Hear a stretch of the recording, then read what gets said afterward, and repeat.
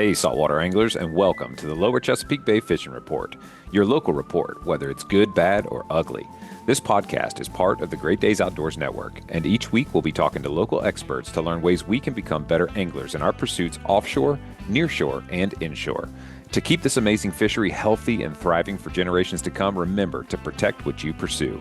Summer fishing is fired up with warm water and hungry fish moving into the bay. So let's hear who's making the show possible, and then we'll jump into the reports. Listen up. AFTCO has a promotional gift for all Great Days Outdoors Podcast Network listeners. They're now offering a camo sunglasses cleaner cloth with any purchase of AFTCO products. For those cold, wet, or windy days, I especially enjoy my weatherproof fabric barricade jacket, as well as my helm insulated fishing gloves. All you got to do to get your coupon code is text LCBFR to 779-345-2918. You'll get subscribed to our email list, and we'll send you the promo code via email. Boaters know that the unexpected can happen anytime. That's why Seatow offers 24/7 on-water assistance with priority service for members. Whether it's a dead battery, running out of fuel, or needing a tow, Seatow's fleet is ready to help. Membership includes unlimited towing with no distance or dollar limits in your home area, fuel delivery, jump starts, and more. Plus, members receive exclusive discounts on fuel, electronics, dockage, and boat insurance. With over 500 ports nationwide, Seatow has you covered wherever you boat. Join today at seatow.com and boat with confidence. All right, guys, I want to dive into just a little bit of a variety of things here. So some nearshore wreck fishing, a little bit of the bay. And when it comes to variety, one of our captains that we love to chat with, who's got a highly capable boat to do a little bit of everything from inshore to nearshore and offshore, is Captain Robbie Bryan with Reel Release. So welcome back to the show, Cap. How are we doing tonight? Doing good. How are you guys doing? Good, man. Just sad to see this northeast just kind of set in and sit on us. Frustrating, but I guess this is the prescription that we've got for the next 6 to 10 days. Yeah, I know. It's definitely killing us. We've just been staying inside if we can't make it out and, fishing for puppy drum and all that. Right now, that's still pretty good inside Lynnhaven. Yeah, well, it's good to have that option too as a contingency for when it gets a little too chunky out there. But for those that are just tuning in, you're on that beautiful Outlier, that custom privateer with that big tower on it. And I think last time I saw you in the marina, I saw this truck pull up that had this like giant looking generator thing in the back, and I was like, "What in the world is going on here?" Talk us through what was going on. Oh yeah, that was I think that was like during that other hurricane that we had. Aaron, yeah. It got a little snotty out there, and ended up breaking a weld in the tower. But got Garrett rolling out there, and he got us taken care of that night, and we were back ready to go fishing the next day. So that definitely was a day saver for sure, because it definitely got rough again. Yeah, I mean, how rough does it have to be to break a weld? I mean, your tower is big, thick aluminum. I mean, it's obviously a big tower and it's very tall, but I mean, what kind of sea conditions were you in when you noticed that it had cracked one of the welds? I think it was probably like the 2 days before the hurricane hit here. We went offshore. Oh my goodness. So wreck fishing, and it was like 10-foot swells, 10 to 12-foot swells when we were headed out. Dude, that's terrifying. But, wear and tear fishing every single day. Yeah, but still being out there in 10 to 12-foot swells, that's gnarly. I mean, that's some big stuff. I think didn't you send me some videos? I think you did. And it was just rolling and gigantic looking. I'm glad you're okay. We'd lose the bait. We wouldn't even see the bases of the windmills sometimes. We'd lose sight of those. That's terrifying.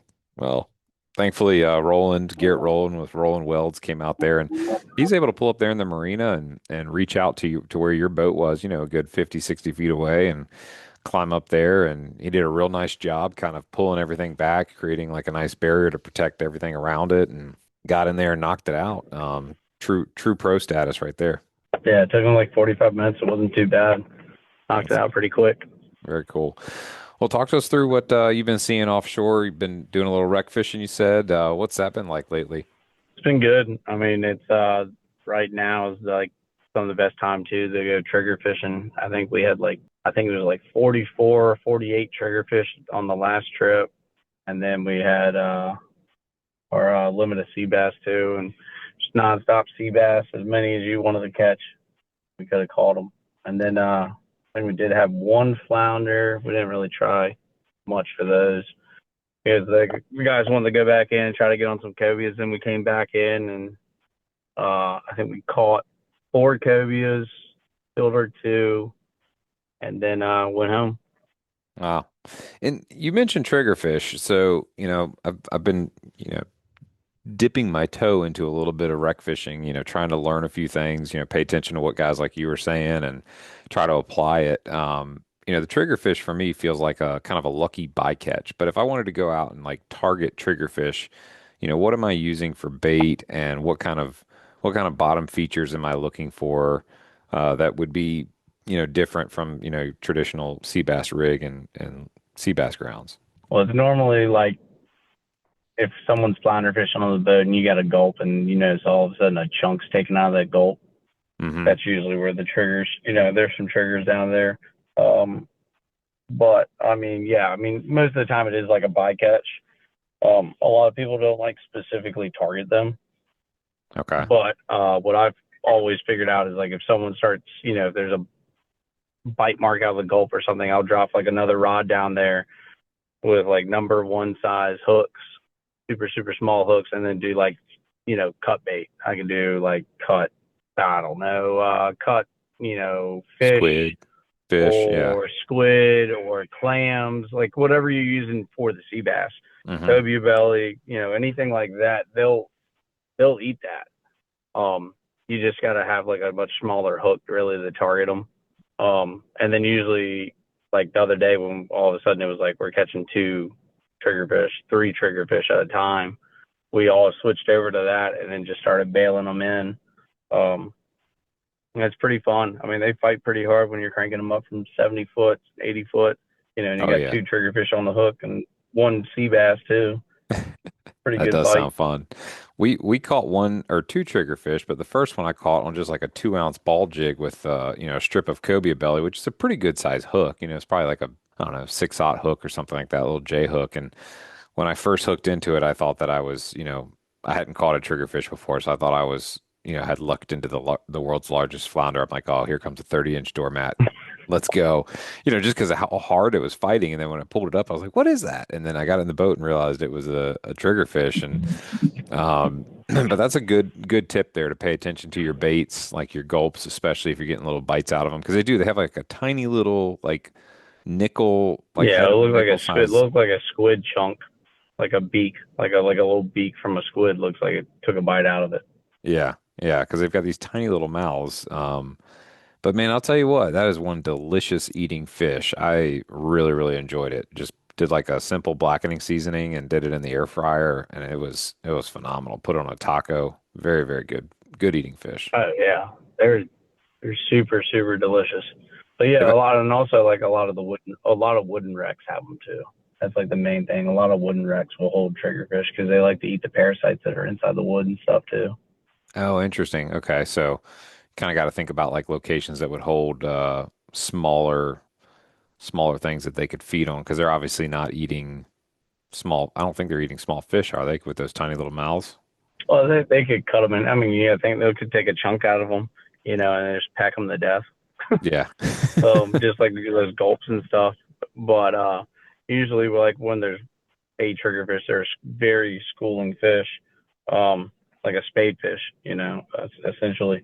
Ah, okay. So yeah, there'll be a bunch of them on there. We pulled out the live scope too, like earlier in the season when we had like, I think we fished some inshore wrecks and we had like, I think we had 27 one day on the Wow. inshore wrecks and pulled up the live scope and you were able to see them on the live scope pretty well moving around.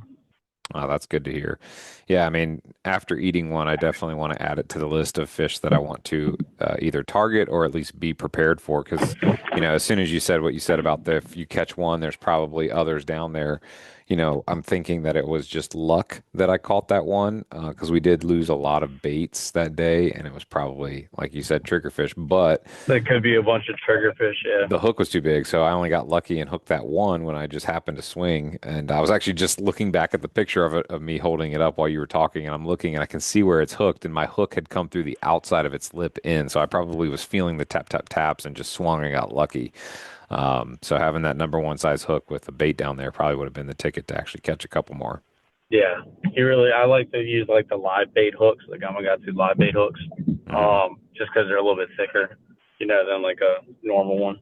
Yeah. So that's anything like that would be perfect. And then any kind of a cut bait, whether that's like you said, squid or fish or whatnot. So, in terms of, a wooden structure, are there some named wrecks out there that we know to be wooden structures, or do we have to go out there and like find it out by, dropping baits down there and kind of tapping around? Yeah, I mean, there's a lot that people know. I don't know off top hand, to be honest with you, like any specific ones. But like, I know a lot of the divers that a lot of people know from like divers will tell them that it's wood, or you'll feel it where you could snag up and then you break off like a chunk of wood Uh, or anything like that. A lot of yeah. the wooden ones now, there's not any structure there. It's more like a rubble pile. Those are normally all wooden ones because they've been, beat up throughout the years. So there's not much relief on them. Yeah. Yeah, that makes sense. I think a quick Google search shows the Virginia Merchant, the Brass Spike, Schooner 18, uh, Happy Days. Those are I all think the some. Tripeca. I think the Tripeca. Tripeca, the triangles is one Yeah. too.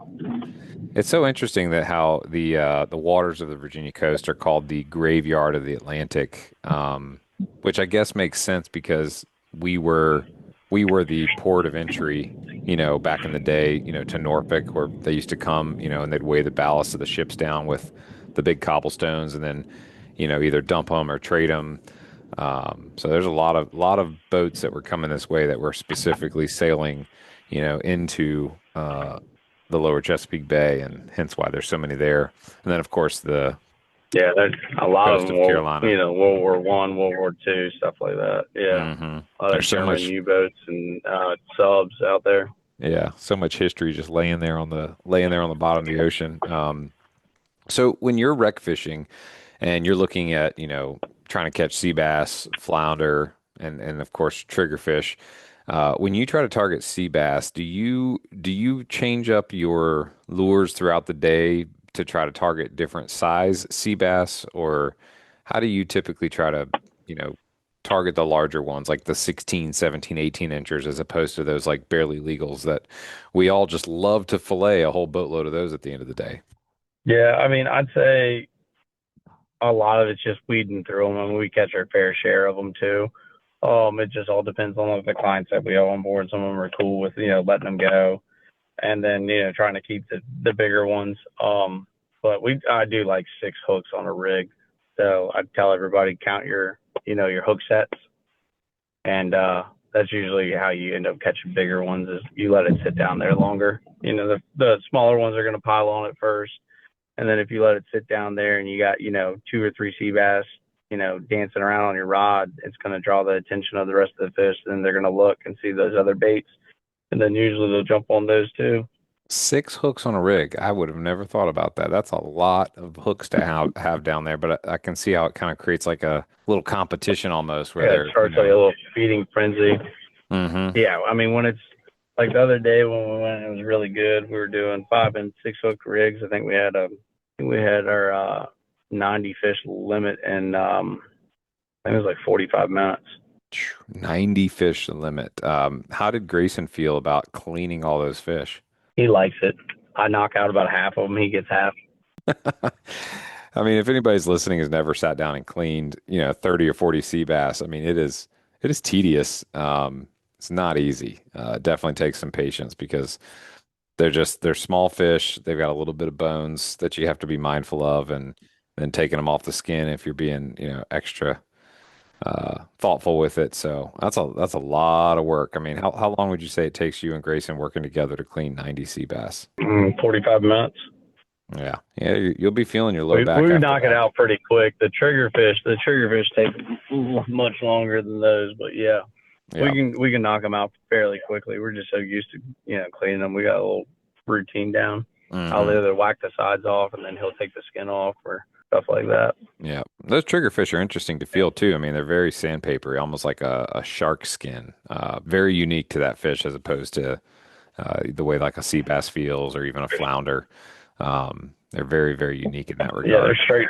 straight armor, Yeah, straight armor. yeah, exactly. I was like, went to go fillet it, and I was like, I had to like almost stab my knife in there to get it, get in and get going to get a cut going because like it's like leather, it's armored leather Yeah, almost. the key is you got to put the knife in right there where the trigger is. There's a soft spot, and then you can cut out, and that's what helps you. Ah, good to know next time I catch one. Um, and so, six hooks, and then, for sea bass, do you have a preference on your bait in terms of what you cut up and put on the hooks and like how big of a piece you use? I mean, we use variety. I usually bring a bunch of different baits. We'll bring squid, shrimp, spot, mullets, finger mullets, anything like that. They'll pretty much eat anything that they see down there. And you put a bunch of baits on. Usually, first drop, we'll put 4 or 5 different baits on. Be like Hmm. squid on one hook, shrimp, you know, mullet, spot, something like that. We'll change it up, just do chunks of that on each hook, and then we'll figure out which ones, is getting more bites or getting, more consistently getting bigger fish, and then we'll switch over to everybody's fishing that one type of bait. Okay. And is there any truth to like the old idea of, oh, bigger, bigger bait, bigger fish in terms of like when you do your cut bait, like should we be trying to go for the biggest chunks that we can fit on a hook, or is that just kind of an urban legend? Uh, I mean, it definitely, I've seen it help and hurt. It all depends on like the hooks that you got too. If you put a giant chunk on there, then it's so big that they can't get the hook sometimes. Um, but yeah, I mean, it all depends. I mean, I've been out there where we had a bunch of spot and I would put a whole live spot on there and you would catch a bunch of, sea bass doing that and they'd all be big ones.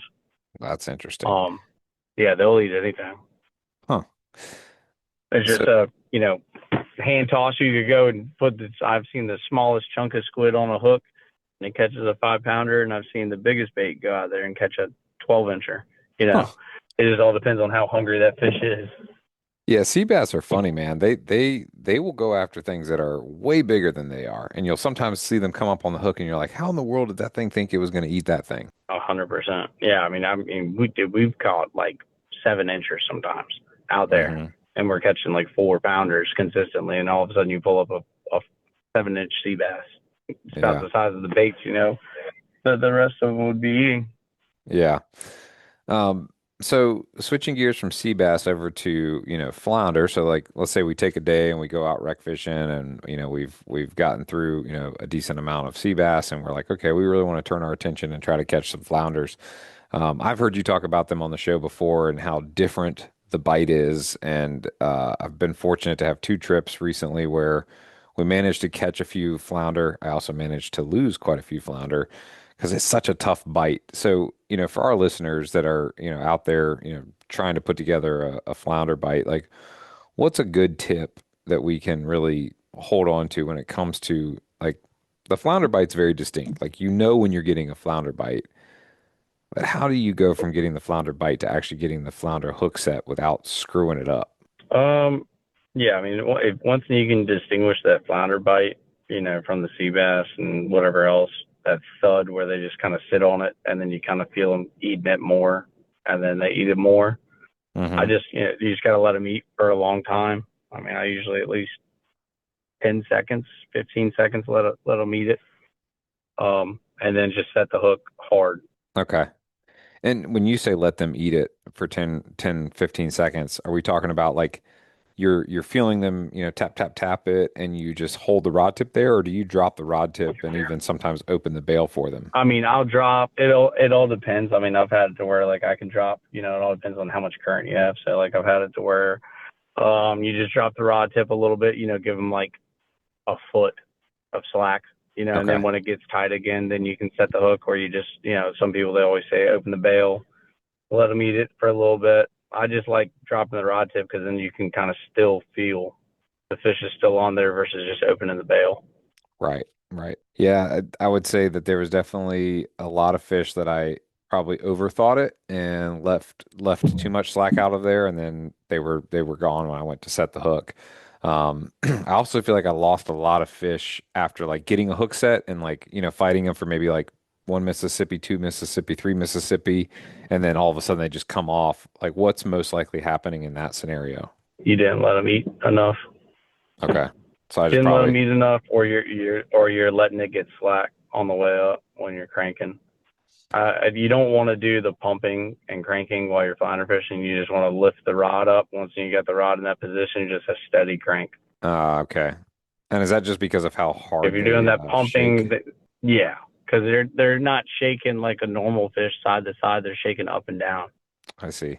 So if you drop that rod tip, if you drop that rod tip to do your pump, your crank down, and you give him a little bit of slack with that 2 ounce jig, and he shakes his head at that same moment, it's gonna go flying out. That makes a lot of sense. Now that I'm visualizing what you're talking about, I can totally picture it where it's like I've got them, headed vertically. And like you're saying, the way that their bodies are made with their, eyes on top and basically nothing on the bottom and a sideways mouth.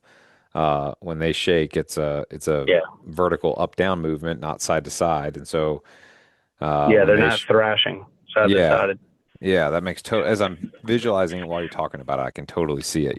They lift their head up at the same time I happen to be, doing a little pump and trying to gather some line up, and now there's just this like moment of slack, and boom, they shake it right off. I lost a couple next to the boat too. Those are some interesting fish to get in the net. I mean, you gotta be in there quick, or right at the surface of the waters where we lost several of our fish because we just weren't quick enough with the net. Yeah, and that's probably it's the same thing. So if you saw that happen, then that's the same thing that's happening downstairs. Probably you're letting it sit there by the surface, and then the guy's coming with the net, and then it thrashes, and then the hook flies out. Exactly. It's that little. It's not much slack.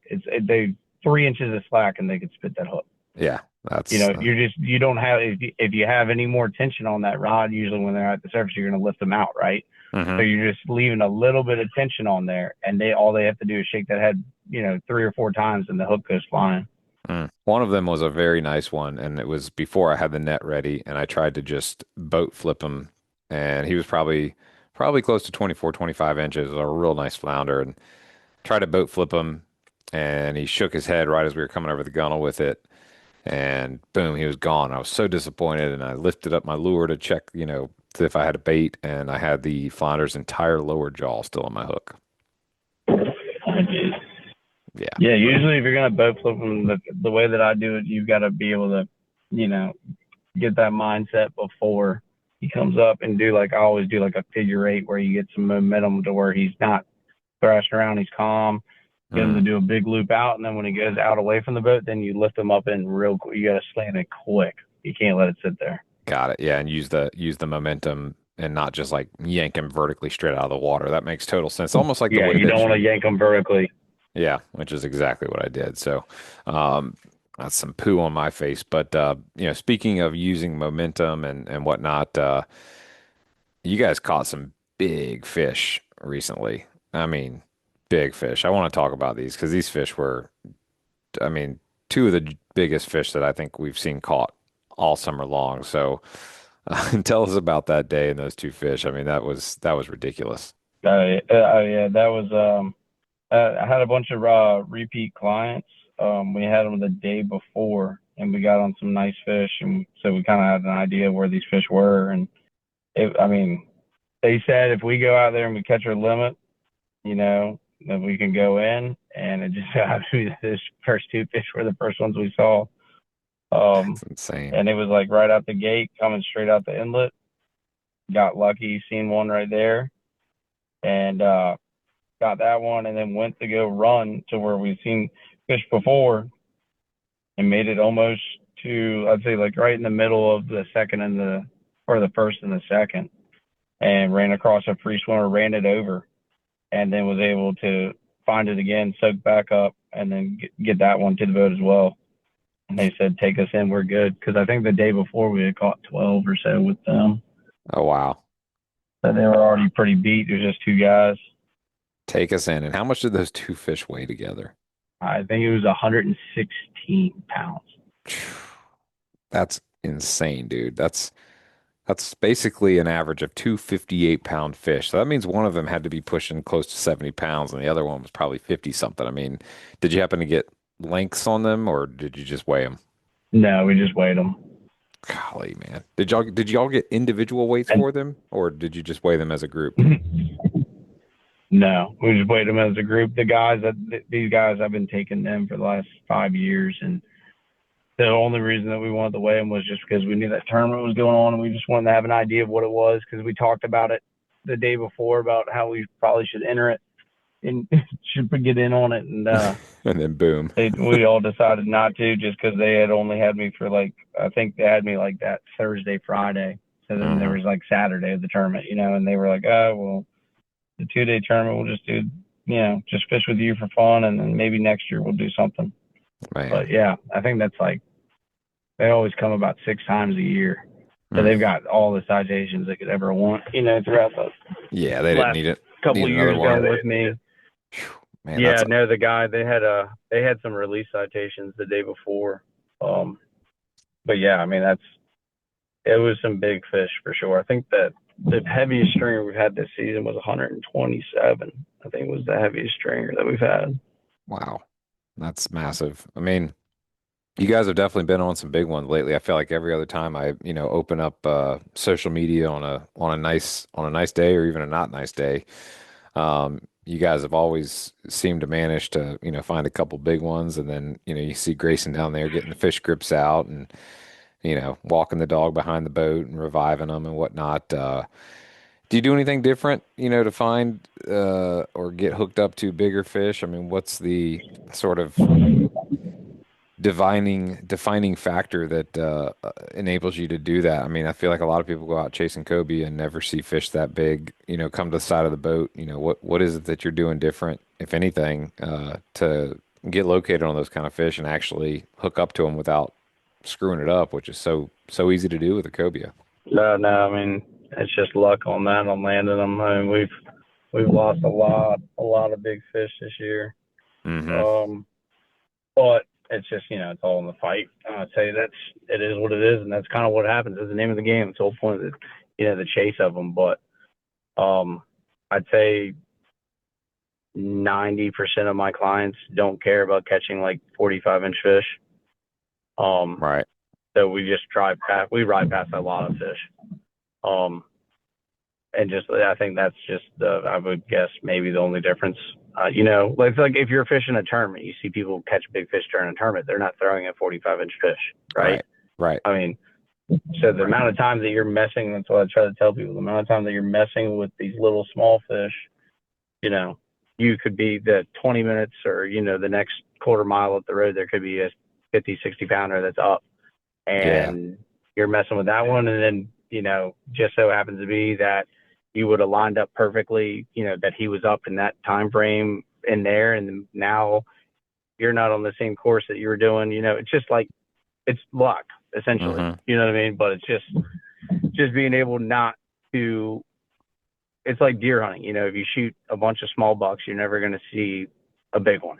You Yeah. know, but if you let them walk and you let them go, then all of a sudden, okay, boom, here's your shot. Yep. That makes sense. It's like you said, it is luck, but you're improving the odds considerably in your favor by not spending time throwing at 45 inchers, and that makes a lot of sense. You're just keeping the look going, and then only throwing at a quality fish. And every now and then you get really lucky when that nice one swims across like it did for you the other day. Well, both of them really. That catch made quite a stir. I think I had 5 or 6 people, text me. Did you see what Robbie caught today? My God, that bag.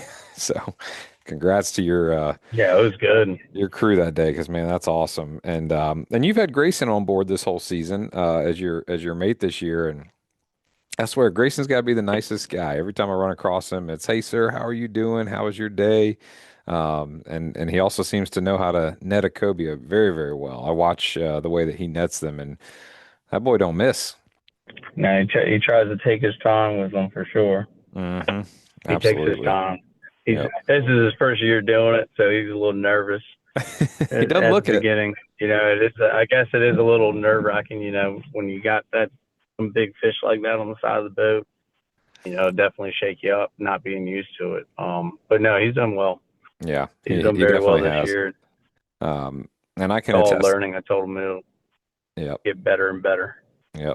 Yeah, I think experience is the best teacher for sure. And, I can attest to what you just said about being nervous with a big one on the side of the boat because, that 62 pounder that me and my buddy Dave and my friend Haley caught together, I was, I was not excited about having to net that fish because I knew that I was only going to get one shot at it. And there was no opportunity to screw that up because that fish was just so powerful. So, it's definitely nerve-wracking when they're bigger and they barely fit in the net too. I mean, when they're 60, 62 inches long, they barely fit in a net. You got to get their head all the way into that bag. Otherwise, they could very easily pop themselves right back out.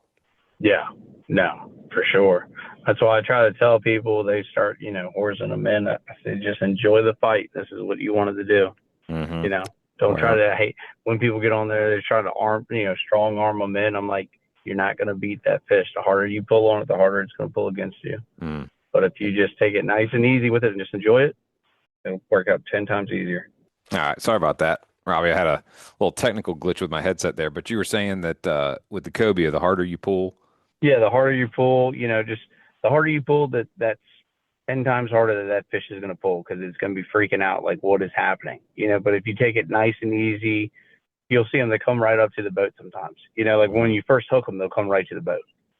And then you start yanking on them and trying to get the net, and then that's when they freak out again. Or then you've seen the person that's just completely over it, and they start yanking up real hard, and then that fish makes a massive run right after that. Hmm. I Yep. tell everybody, it's life or death for them. It's a game for us. Right. That's the best way to look at it.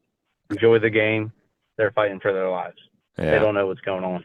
Yeah. No, that really puts it in perspective. Almost makes it feel a little sad, but you're right though. I mean, it's definitely something that you want to be delicate with them, and um, I always say, the same thing to folks that are fishing on my boat. When we get to the netting, everything should be fluid, and everything should have, nice surgical precision to it. There shouldn't be any violent movements required, and that's one of the things that like I admire watching, Grayson, the way he nets the fish and works with your anglers. You can tell the communication's good. You can hear you from the tower, hey, do this, open the bail, and all of that teamwork and proper movement of the boat all comes together to where, nine times out of 10, you just watch that fish kind of almost looks effortless, like it just swims right into the bag of the net and boom, you're all done. Well, I'm excited to see what happens in the next couple of weeks with the transition into some of this fall fishing. You guys obviously offer a little bit of everything. So, um, what can folks look forward to with real release here in the rest of September and into October and November? Yeah, so like the majority of the trips that we've got now and the trips that we'll be running through November are going to be like now, I guess now through I'd say like the first 2 weeks of October is going to be like drum fishing, like trophy drums, the big bulls and stuff out in the bay. Catch and release cobias for people that want to do that just want to release citation. Right. And then usually like later, once in, if it gets later into October, it starts to cool off a little bit. That's when we'll start focusing on like inshore, like puppy drum, speckled trout, and then like the sea bass and triggerfish offshore. That's going to be great all the way through December. Um, and then usually when it gets colder, like the end of October, that's when we'll start going after the togs. All the other like trash fish or pickers and croakers like that. They've Hmm. moved out of the bay, so you can really capitalize on catching togs and not drop down and get eaten alive by a croaker, Right. or a spot or a toadfish. Once when it gets cooler, mostly everything that's going to be in the bay is just going to be togs. Got it. Yeah, those are great eating fish. If folks are listening and they don't have a boat, they don't have a friend with a boat, which is much more financially advisable than having a boat for anyone listening. Um, how do they get in touch with you and Real Release and get booked on a trip to go out there with you guys? Yeah, best thing to do, just check us out on our socials, Instagram, Facebook. Shoot me a message or get my phone number on there and give me a call or, and shoot me a text. Hmm. And we'll get you guys lined up with, hopefully some good fall fishing. If not, I know that we're already booking trips for, next summer. I think we've got like 30 trips right now lined up already. Nice. So definitely jump on that if you'd like to go after some cobias. Very cool. Yeah. Well, definitely go check out the socials, Real Release Sport Fishing on Facebook and Instagram, or you can check out the website, Real Release Sport Fishing, virginiabeach.com, or give them a call, 757-705-1366. I'll drop all that in the show notes as well for you guys. Captain Robbie, anything we didn't cover that we should have talked about? I believe that was it. That's pretty much everything.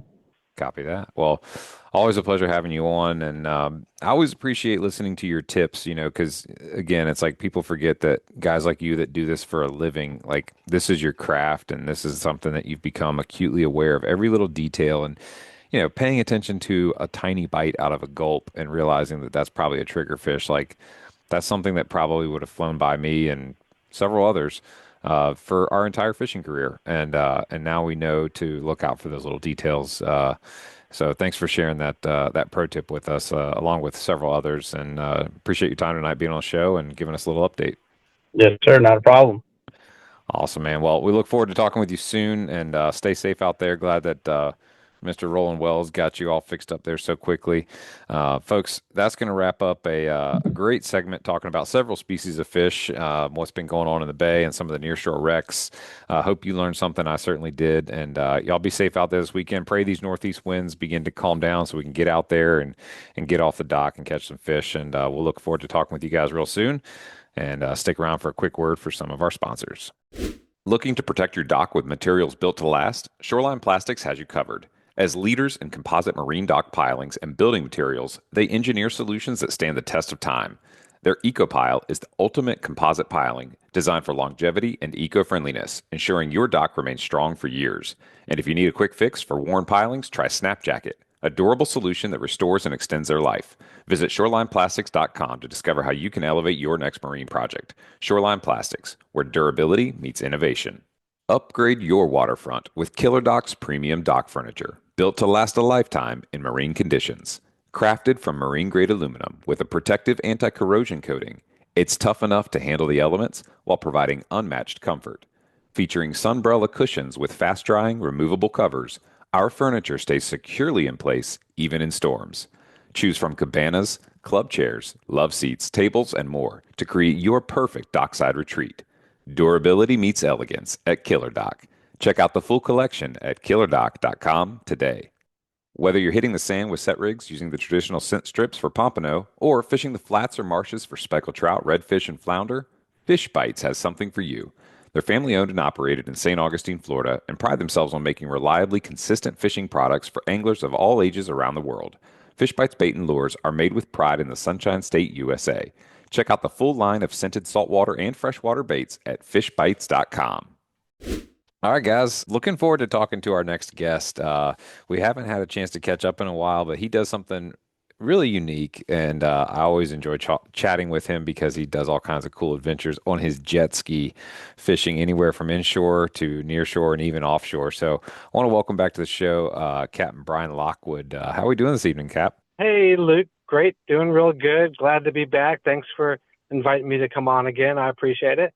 Absolutely, man. We appreciate your contributions to the group. You're always putting out some really great content and pictures of your adventures. And like I said, what you do is unique, getting out there on a jet ski. And, it doesn't seem to slow you down. I feel like you catch just as many cobias and togs and sheep's head as the next guy. So, for those that are maybe tuning in and hearing your voice for the first time, just give us a little overview about you, your jet ski, and what kind of things that you typically go after and target. Sure.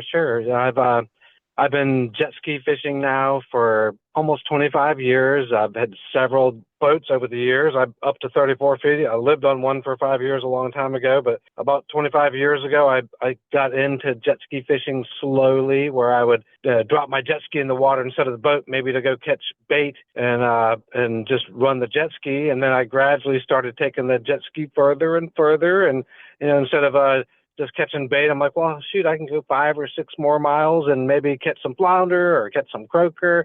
But I gradually just started going further and further on my jet ski, and I didn't have anything on it, so it was no rod holders or fish finders. So I had a rod under one foot and a net under the other, and I'd destroy my nets and lose my rods. And over time, I gradually decided to rig one specifically for fishing, and that was about, like I said, about 25 years ago. And I've probably gone through about 10 jet skis over the years, and I still have one of my original jet skis. I've had it for 25 years. It's on its fifth engine. Wow. And so I have since about 2 years ago, bought another new one. So I have a older Yamaha, which is a big SUV 1200. It's a 4-person PWC. And I have the Sea-Doo Explorer Pro that I bought about 2 years ago. And have had that for 2 years. And I have about 770 hours on it now after 2 years.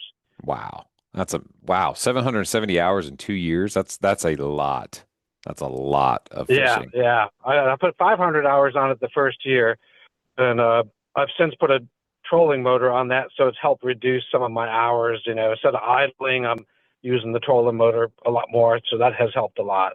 Man, that's awesome. It's such a cool thing that you kind of pioneered, and it's gotten more popular. I see more folks out there from time to time, and you've talked about some of the primary benefits of it, but maybe just a quick refresher of like some of the pros of jet ski fishing versus owning a boat, for example. Sure.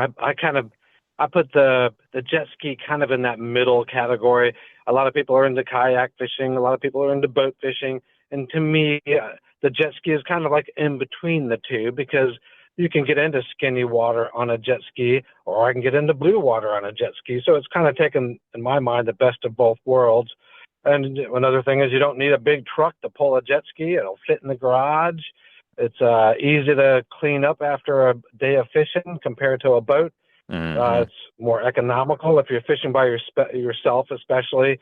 Typical boat, say a 25-foot boat, you're lucky if you get 1 mile per gallon, versus my jet ski, I get about 6 to 7 miles per gallon. So it's more economical. But at the same time, the drawback is you can't take a bunch of friends. You might bring one other person. I've brought my brother and my sister, and every now and then they'll fish with me, which is fine for, half a day, but not for a full day, being next to each other all day. So it's really, it's ideal for one person to go fishing. If you like to be inshore fishing or near shore, offshore, it's, there's a lot of benefits. And the only real drawback is, to me, you can't take other people with you. Right, right. I'm curious, the other day you posted about this Yamaha Crosswave that they've come out with, and that's kind of the next iteration. And you're talking about all these different, differences between the boat and the jet ski. And this almost appears to sort of blend that, because one sort of primary thing missing from a jet ski is the sort of ability to like have a standing platform to cast from. I guess you kind of can stand up, but you're still sort of straddling the seat, whereas this is giving you a true, flat platform all the way around. Is this on the Christmas wish list in 2025 for Santa to bring you? It's possible. Thank God my wife's not listening right now. But yeah, it's very, very possible.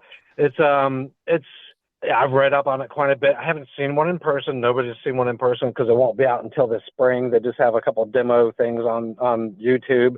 Uh-huh. But it's definitely a longer platform. I told you I have a big 4-person PWC. It's almost the same size as that, except for the deck on this new Yamaha is flat.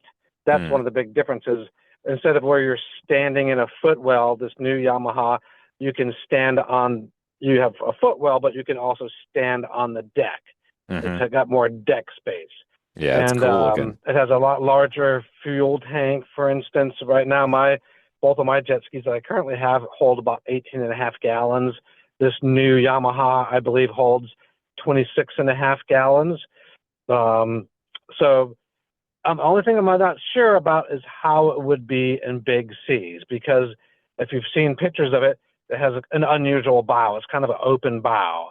Yeah. And some of the characteristics of a PWC in certain conditions, you can almost, I wouldn't say submarine, but borderline submarine the bow, and you get your face plowed into the surf. So with the design of that, I think it's a great design for inshore, lakes, flat water, but I'm on the fence about it in open big seas, not knowing how it would handle in those characteristics.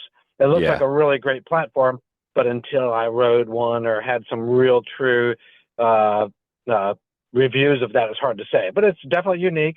Yamaha's been lagging in trying to catch up to Sea-Doo, because Sea-Doo did come out with these fishing models like the Fish Pro and the Scout. I use the Explorer, almost the same as the Fish Pro. So Sea-Doo has really been in the lead the last couple of years, and I think Yamaha's trying to catch up, and that's what this model is, a representation of them trying to catch up. So I'm really excited to see what one looks like. Maybe at these upcoming winter boat shows, I'm sure there'll be some on display. But yeah, that's definitely a unique model they've come out with. Well, I would say, given your 20 plus years of experience jet ski fishing and your tenure, that if anyone from Yamaha is listening and they want somebody to, demo the ski and give a proper review, an intelligent review, then they should just, send you a free one to try out.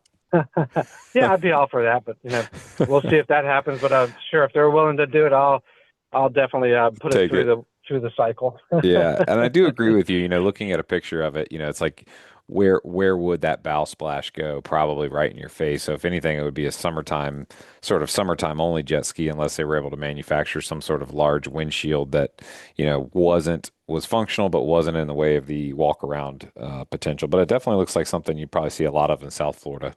Yeah, and I think like I said, it looks like a great calm water boat. But one of the advantages of my Explorer Pro that I currently have, and even on my other PWCs, is my Explorer has a windshield, and a lot of these other fishing models that Sea-Doo put out has a windshield. And I appreciate that, especially when it's cool out, when you're 35, 40, 45 degrees out, that cold air hitting in the face. It's nice to have a windshield that really deflects that. It deflects a lot of the spray and the cooler weather. And even in the summer, sometimes you don't feel like getting wet. So it's having a windshield makes a really big difference on the PWC. And I've been really happy with the Explorer this year, catching quite a few cobia this latter part of the season. And but yeah, we can talk more about cobia stuff if you want to. Yeah, I've got a lot to ask about cobia fishing from you, but first I'm curious. The trolling motor mounted up there, plus the ability to go offshore to wrecks or even troll and do that with 18 gallons of fuel. I mean, that's amazing. I mean, that's such an economical way of being able to do it, and then do it when you want to do it. Like going out and fishing the wrecks all by yourself has got to be like a treat, especially with that trolling motor. Yes, I've really enjoyed the heck out of it, and several other people that I know here have added them to their jet ski as well, and it's been a huge benefit for me after years and years, like everybody else on boats, trying to get the anchor set, trying to be on the place you want to be.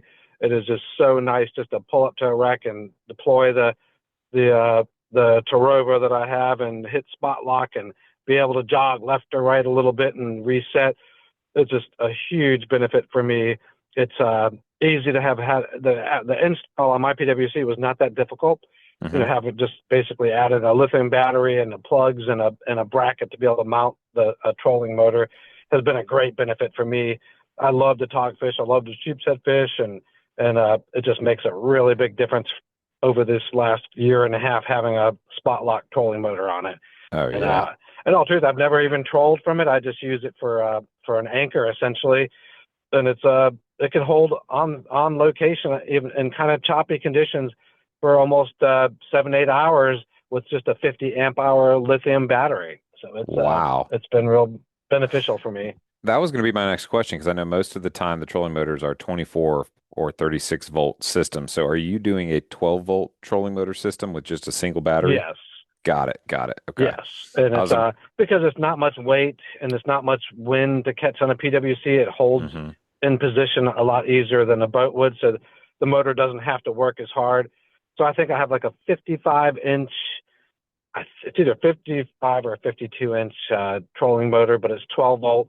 And I just have one 50 amp hour lithium battery. A couple of friends of mine have a 100 amp hour, and I probably could have I had the space to do that, but my guy felt the 50 amp hour would be sufficient. And so far it's been more than big enough for me. But yeah, it's just a 12 volt, 50 amp hour lightweight lithium battery. That's awesome. Yeah, those things are really impressive. In fact, just this past weekend, I was down in Tampa, Florida, doing a little golf and got to watch my nephew's concert. He just had a movie, Zombies 4, come out, and they're doing a tour called the Worlds Collide Tour and singing and dancing. It was really fun. But moral of the story, I thought I dropped something down in the golf cart, and so I opened up the seat to look, and I'm like, where are the batteries? And then I realized that I'm looking at this 4-inch tall by 16-inch wide lithium battery. And I mean, it's just mind-boggling how small and compact those things are and lightweight too. So that's really cool to hear that it works so well inside of a PWC without taking up too much space or being too heavy.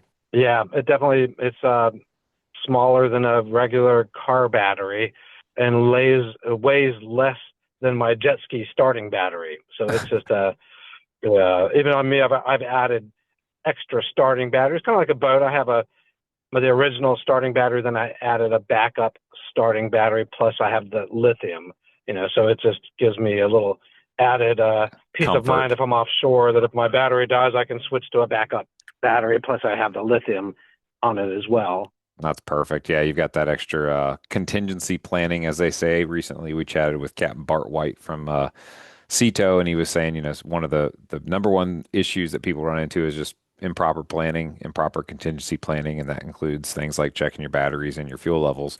But changing gears, you catch a lot of fish. You talked about you put 500 hours on it last year, and I guess you're already at 320 something hours or 370 hours this year.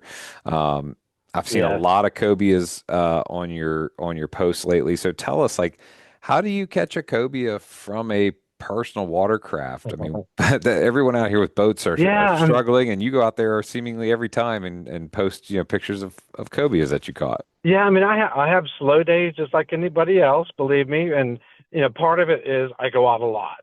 I mean, if you go out once every 2 weeks, you're not going to catch that many. If you're going out twice, 3 times a week, the law of odds are you're going to have more luck. But yeah, a lot of people feel like, oh, you have to sight cast for them. You have to be able to see the fish. And yes, sometimes I do see the fish, but I've fished primarily on structure. You'd mentioned that before, Hmm. and like buoys, for instance, or like for instance, Diamond Shoals Light, even Chesapeake Light, anything, even over wrecks.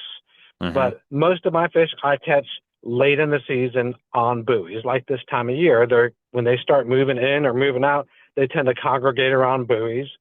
So if you hit enough buoys, you're going to find them.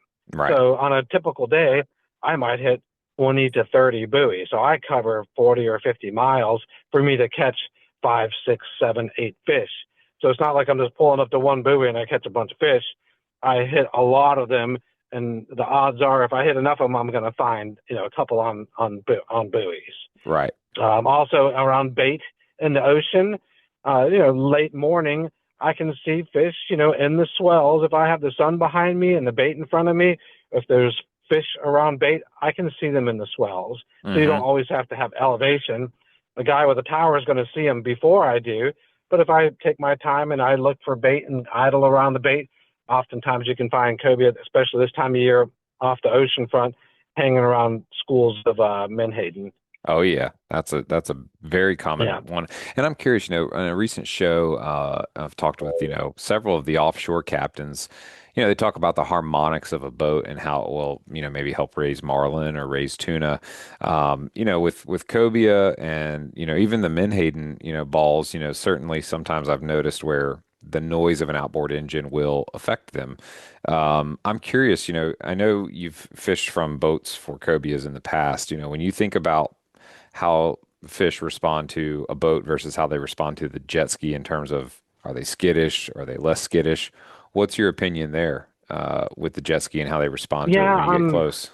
it's I don't think they're spooked too much by the jet ski, but at the same time, when I pull up to say a buoy, I don't get right beside it. I try and keep my distance before and get several casts off to the buoy. We'll say 30, 40 feet away at least. Hmm. But when I talk about the fish late in the season, they like structure and they're not timid about the PWC. And it's almost guaranteed if I catch a cobia this time of year, there's two or three following it. And Hmm. that other cobia will literally, I'll have one on and I'll have 2 or 3 around my jet ski. It's almost like they get transferred from the buoy to my jet ski. They think I'm a buoy. So Yeah, it's not I could see uncommon for me to have 2 or 3 or 4 fish around the jet ski while I'm reeling in the one that I have on. no, So that makes they're not sense. timid about it. That's what the engine running. It is different because the propeller is not digging in the water. When I'm idling, yeah, the impeller is running and it's creating a bunch of air bubbles, but they're not afraid of that, and it doesn't seem to bother them. Hmm. So yeah, I don't think the jet ski scares them at all. No, and even if like you're fishing the bridge piles, you're able to go by and inspect them without, too much wash, not a huge boat wake that like a typical 25-foot, center console throws off. And strategy wise, I mean, do you tend to find them at certain depths? Are you trying to mark them on your machine? Are you blind casting and praying? What's your go-to method when you get up to a buoy or a Yeah, I piece of mean, structure? What do you like to do? 90% of the time when I'm casting the buoys, I don't see the fish, especially early and middle of the season. Most of the time, I find that they're 5 feet, 10 feet down, but Hmm. around, either the buoy or the chain of the buoy. So I don't see it most of the time, but I still cast. I might cast, 10 times at least to each buoy before I move to the next one. Versus a lot of people think, oh, I don't see one, I'll move on to the next. I cast to every single buoy, whether I see one or not. And I'd say 80% of the time, I never see the fish until it gets next to me, until Hmm. it comes up. So so yeah, I don't hesitate to cast to every buoy regardless of whether I see one. But yeah, this time of year, when they're hanging on the buoys more late in the day, I'll see them making circles around the buoy on the surface. A lot of times, as soon as I throw my eel at the buoy, a second later, I'll get a fish grab if I throw it right in front of his face. But a lot of times I don't see them, and a lot of times I'm catching them 5 to 10 feet down, or behind the buoy. So I don't always get a bite as soon as I throw it at the buoy. It might be 5, 6, 10 seconds after, as it's drifting past and going deeper, that I get a hookup.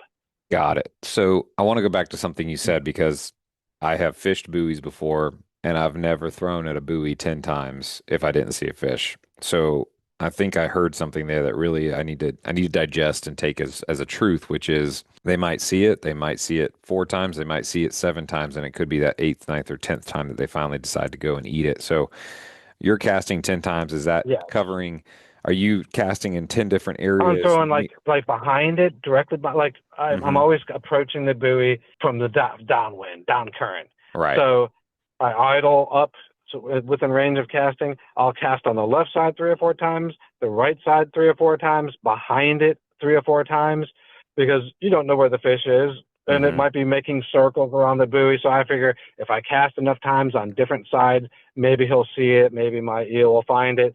But Hmm. but yeah, I might throw upwind a couple, 3 or 4 feet, so that it's drifting right beside it and right past it. And I never throw, of course, you don't want to get wrapped around the chain, so you don't throw it Sure. directly in front of it and let it get caught, even though it happens sometimes. But Right. but yeah, I try and cover both sides and behind it, and give it some time. Yeah, sometimes I get snatched right as soon as I throw it, but oftentimes I don't get a hit until it's, 10 feet past the buoy. So Got it. they might see it and And follow it and follow it grab out. it, is how I Yeah, view it. that's interesting. And Yeah. how do you And then keep usually the biggest battle, the biggest thing is keeping it from going back to the buoy. So, right and getting you wrapped yeah. around the chain and breaking off, which again, you have a Yeah. huge advantage in a PWC because even if they do swim you around the buoy, you're able to make a quick, nimble maneuver and zip yourself around, whereas in a boat, that can be much more difficult. How are you keeping eels alive on your PWC? Yeah. It's just, I use a minnow bucket, and Uh-huh. it's tied off to my PWC, and like every, 15, every time I hit a buoy, and I might dump the water out and refill it a little bit. Oh But man. I've never had them die on me, because I'm conscious of that. And I just, every 20 minutes, dunk them. I don't fill it all the way up. I might have half a bucket of water with 10 eels in it. And Hmm. they last fine all day, just like that, as long as you dump the water and refill it every 15 or 20 minutes as I'm running around. And Hmm. also, like once if I've casted the five or six buoys, by then that eel to me is played out because I've thrown them at, so many times. So I might go 5 or 6 buoys and I change it out, five Yeah. or six buoys and change it out. So even if I'm not getting hits or catching fish, to me that live eel is also what helps, because when you cast a nice live one and he's twitching, I think that really fires up a fish if it's there. Oh yeah. It's so I think a live eel, not just throwing a dead one all day. So Right. even if I don't catch a fish, I'll go through 7 or 8 eels over say 20 some buoys. That's amazing. Yeah, that's a lot of eels to go through, but it pays off over time, especially when you get your cobia and you get that, nice 15, 18 pounds of meat off of it that feeds you for a couple weeks. Oh yeah, So man, that's yeah. so cool. And then I guess you use kind of like a little bit of a knocker rig, so to speak. And then are you a J hook or a circle hook fan? Well, I think you have to on live baits. For live Yeah. bait for cobia, you have to do a circle hook is the rule now. They changed that a couple of years ago. Hmm. I, I've did just fine with J hooks, and I can honestly, I think you get more hook set with a J hook, but overall, I definitely say the hook set on a circle hook is definitely more likely you're going to get him in the mouth versus him swallowing it. Hmm. Yeah, so yeah, I'm using probably 90% of the time I'm just using a 7/0 circle Hmm. hook and doing pretty well with those. Same thing with here we got striped bass season coming up not too long. I use the same thing, just a 7/0 circle hook. Very So cool. it's yeah. Well, it's But then another little thing that I do is if the current is ripping and I'm casting at buoys, I oftentimes put a 1/2 ounce to a 3/4 ounce egg sinker on my leader line, just mhm. to give it a little bit more weight, to get it to go a little bit more down versus drifting to me at the surface. So if it's ripping, I have rigs already rigged up that have an egg sinker on it that I'll throw as well. Oh, okay. So most of the scenarios that you're talking about earlier, you're just live lining the eel, no weight. But then if the current's moving, you'll No add a way. little bit. Yeah, if it's calm out, yeah, if it's calm out and not ripping too much, I just throw this. It's just like I have like a 4 foot, 5 foot leader, Hmm. um, with a 7/0 hook on it. But if it is moving pretty fast, I have rigs with the egg sinker on there that slides on the line. Got it. That makes sense. Well, I know you've got some important family stuff to get to. I so appreciate you coming on the show and sharing a little bit about, your jet ski and how you do what you do. And you're also a really great photographer too, if nobody knows this. You take some incredible pictures Well, when you're thanks. out there. So I'd encourage anybody listening, if you have any interest in getting into the personal watercraft fishing, Captain Brian Lockwood's an incredible resource. Go follow him on Facebook. He posts some killer content. He posts great content in the Lower Chesapeake Bay group. Captain Brian, anything else you want to share before we wrap up this report? No, I'm just looking forward to getting back out there here in a couple of days when the wind stops blowing, and looking forward to some fall tog fishing and sheepshead fishing, and of course, striped bass isn't too far away either. And hey, I've enjoyed listening to your show as well. And yeah, if anybody wants to look at me on Facebook, I'm on there as Brian M.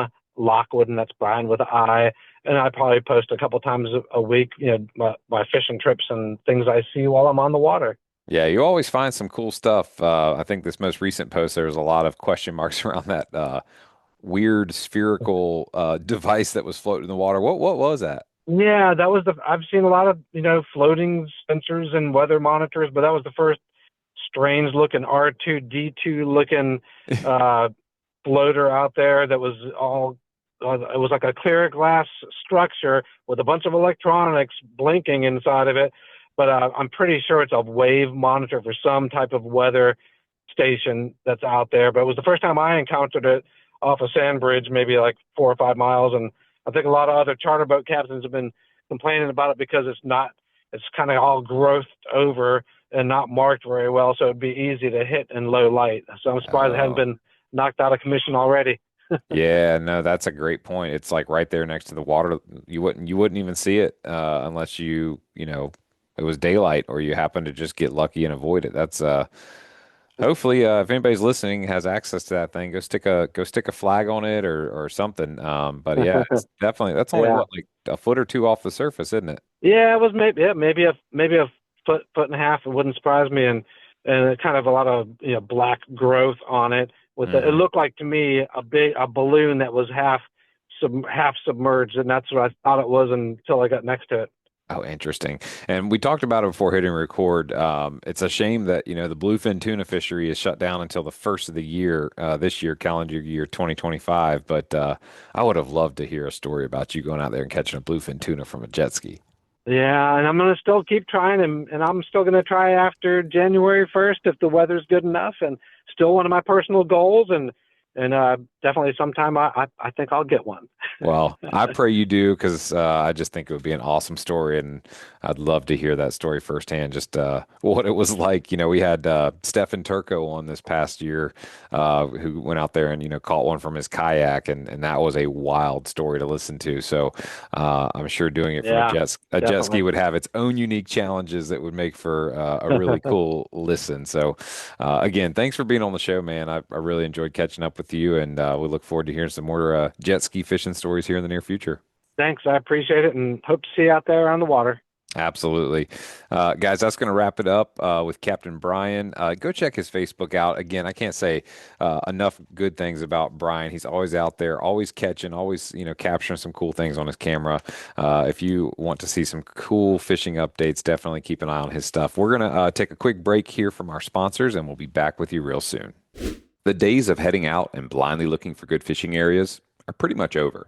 Don't waste time and money on fuel searching for fish. What you need are the most recent, highest resolution images to not only know where to go, but where not to go. The knowledge provided by today's technology is critical when planning an offshore fishing trip. So make the choice that captains all up and down the East Coast make and choose Hilton's Real-Time Navigator. The easy-to-use interface and excellent customer service will have you on the fish every time you go. Check them out at hiltonsoffshore.com. Hooked on fishing? Then you're part of the local community that Long Bay Point Bait and Tackle cares about serving and giving back to, providing you with the right selection for each season's target species. They're your one-stop shop to gear up with the best bait, tackle, and insider tips to catch your next trophy fish. You can fuel up right out front on the water and then chat with the crew inside for hot tips on where they're biting. So swing by today. Long Bay Point Bait and Tackle, where your fishing adventures start and finish with your trophy catch on their scales.